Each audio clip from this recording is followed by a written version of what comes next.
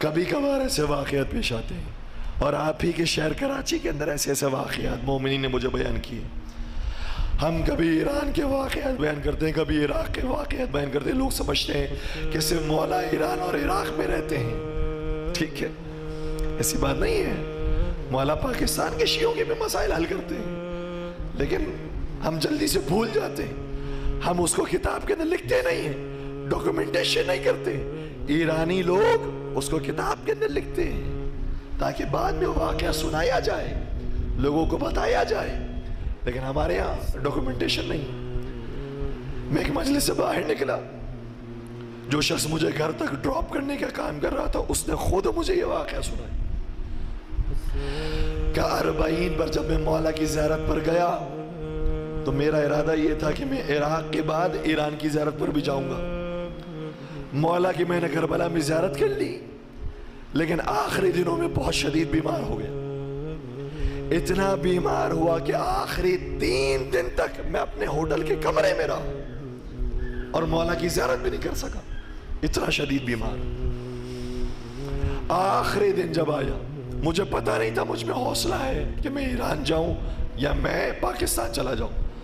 میں نے سوچا آخری دن ہے، مولا کی ایک مرتبہ زیارت کر لے. اچھی بات نہیں ہے کہ مولا کی زیارت کیے بغیر، ودا کیے بغیر میں پاکستان چلے جاؤں. آخری زیارت کرنے کے لیے مولا کے حرم میں گیا. کہ رات کا وقت تھا. میں جب مولا کے حرم میں گیا تو مولا کے زری کو دھویا جا رہا تھا اور پانی ڈالا جا رہا تھا. میں نے کہا یہ تو بڑے شرف کی بات ہے، خلوت ہے، زری خالی ہے، میں بھی چلے جاتا ہوں. اور میں بھی اسی لائن میں لگ گیا جہاں پر وہ ایک ایک کر کے ہمیں بھی جھاڑو دے رہے تھے، ہمیں بھی پوچھا دے رہے تھے کہ تم بھی آؤ، مولا کی نظافت کرو، مولا کے حرم کو صاف کرو. میں بھی اس لائن میں لگ گیا.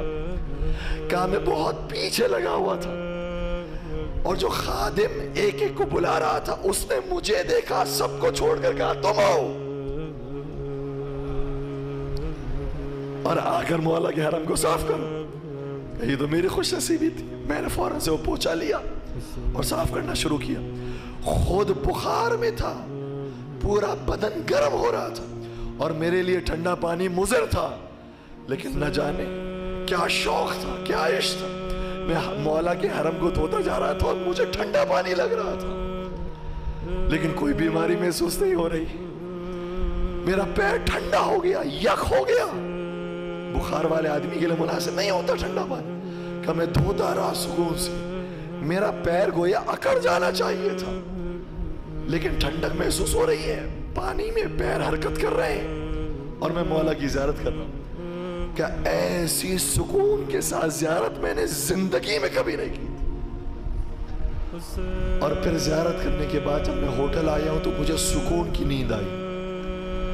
جب میں سو کر صبح اٹھا تو قافلے والے تو تیاری میں تھے کہ مجھے اپنے ساتھ پاکستان لے کر جائے.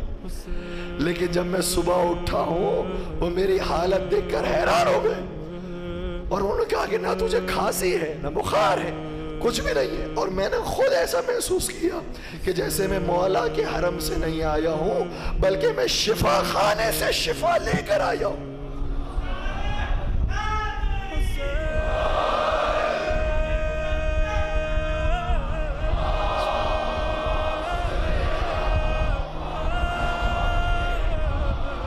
اور اس کے لٹرلی یہ جملے تھے. کسی نے کہا میں آپ کے لیے چائے لے کر آؤں، گرم لے کر آؤں. اس نے کہا نہیں، میری طبیعت اتنی ٹھیک ہو گئی ہے، میرے لیے کولڈ ڈرنک لے کر آؤں. کہاں بخار، 3 دن کا شدید تپ اور بخار. مولا کی ایسے زیارت ہوئی، شفا مل گئی. تو کبھی کبھار رحمت کی بارشیں ہوتی ہیں، ہم محسوس نہیں کر پا رہے ہوتے ہیں.